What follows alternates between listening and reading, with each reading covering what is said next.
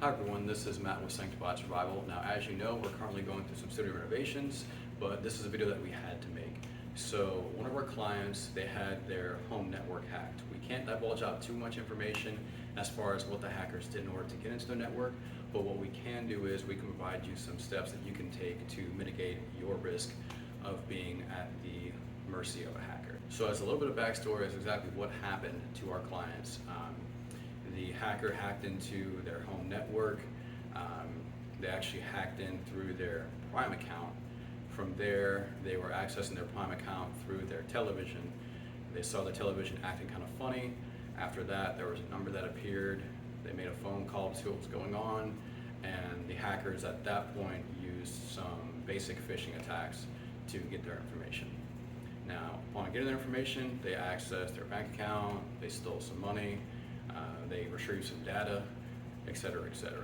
And with that being said, we want you to go ahead and take notes. We want you to listen because you might be the next victim of an attacker. And update your passwords every 6 months. We personally recommend every 3 months, but every 6 months is better than 12 months, 24 months, whatever the case may be. Now, regarding your passwords, you never want to save your passwords in a browser. So let's say if you log into an account and it gives you the option to go ahead and save that password, do not save your passwords in your browsers. Regarding your passwords on devices, we actually recommend using biometric authentication, which would be a fingerprint, would be your eye, would be your voice, would be your face, etc. Now, we personally recommend fingerprints and eyes. Now, as far as where you can store your passwords, we recommend storing them in a biometrically protected folder or application on your device. So say for instance you had passwords for 10 accounts, then you would have, you'd log into your device using biometric authentication, then you would access that application or that folder again with biometric authentication, and then from there you would have your passwords. Now also, you don't want to write your passwords down anywhere. Post-it notes, notebooks, just anywhere. Do not write your passwords down. We cannot reiterate this enough. Do not write your passwords down. As we previously mentioned, biometric authentication, use that as much as you possibly can. Now, we're all familiar with this one, updates. So if you're using Windows, if you're using Mac, if you're using iOS, if you're using Android, there's always an update, right? We would just want to postpone those updates because we have stuff we need to do, they're a pain in the butt, we don't have time, whatever the case may be, right? Well, whenever you have those updates are usually applying patches to vulnerabilities. And so the longer you go without applying those updates, the more at risk you become to an attacker. So when you get an update, take 1 minute, 3 minutes, 5 minutes, whatever the case may be. Go make a cup of coffee, go make a sandwich, whatever. Make sure that you install those updates. Do not prolong your updates. Your updates are one of the first things you can do when it comes to increasing your security. We also recommend that you scan your devices with verified anti-malware programs. Now, if you want a list of those programs, come check us out on Patreon. We have our own personal list of anti-malware programs that we actually recommend. In addition to using anti-malware programs, we also recommend using verified antivirus programs, and you can run scans on your devices with those as well. Now, as far as a list, again, come check us out on Patreon, and we'll show you our personal list that we recommend for antivirus. This next one is primarily for our Android users. Do not install applications from untrusted or unverified sources. Meaning, if you want an application, your best bet is to go to the Google Play Store and you can install your application that way.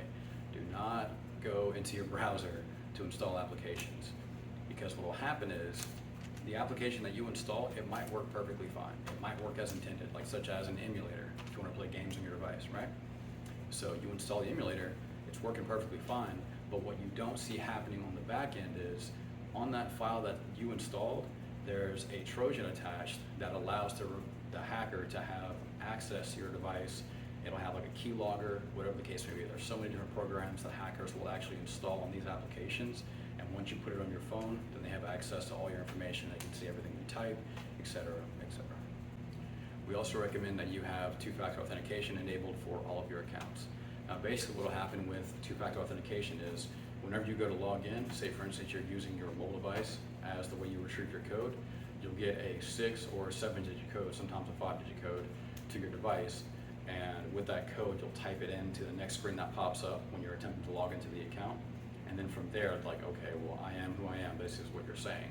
and then it'll allow you into your account. And so if there's a hacker trying to access your account and you get a random code to your device, then from there you know, okay, I didn't try to access this account, why am I getting a code? It's because someone else is trying to access the account.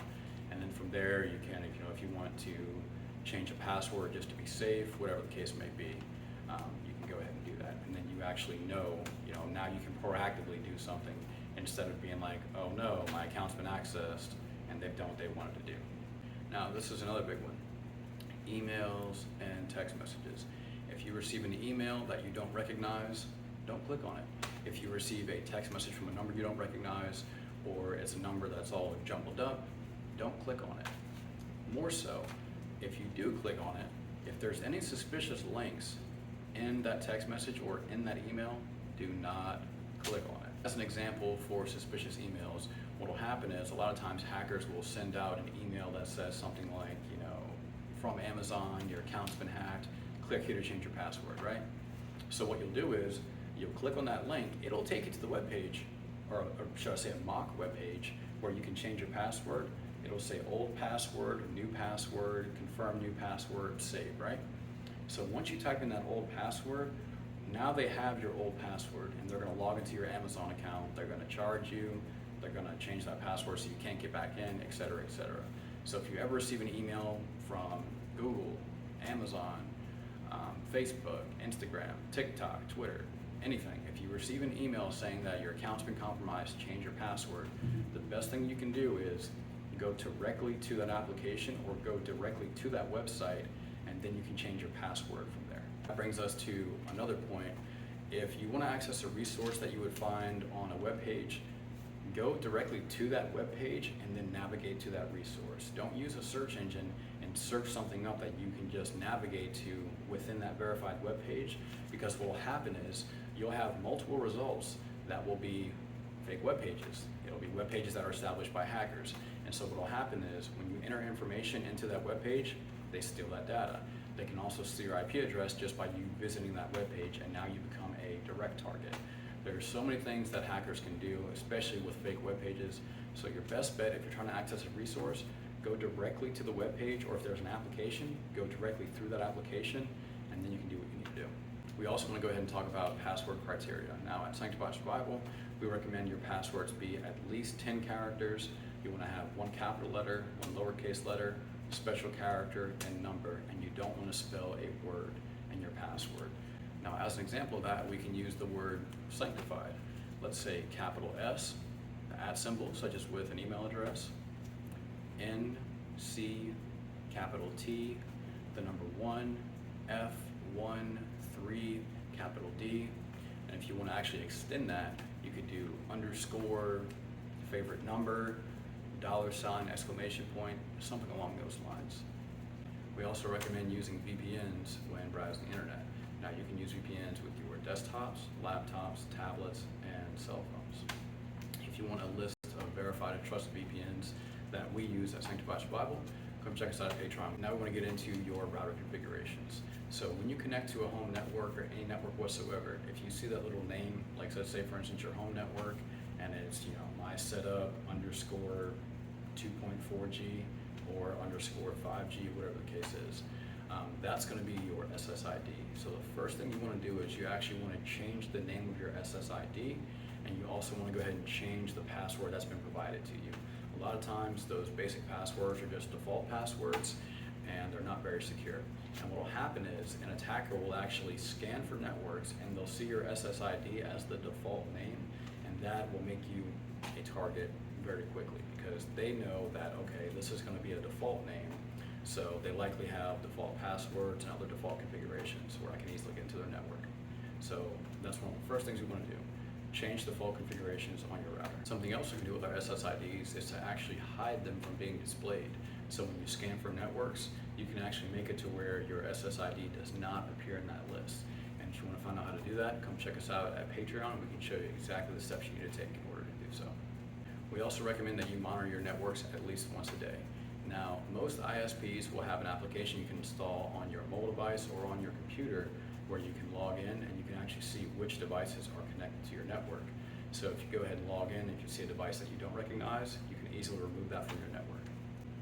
Another thing you can do is you can actually separate your internal and your external network. Now, what do we mean by that?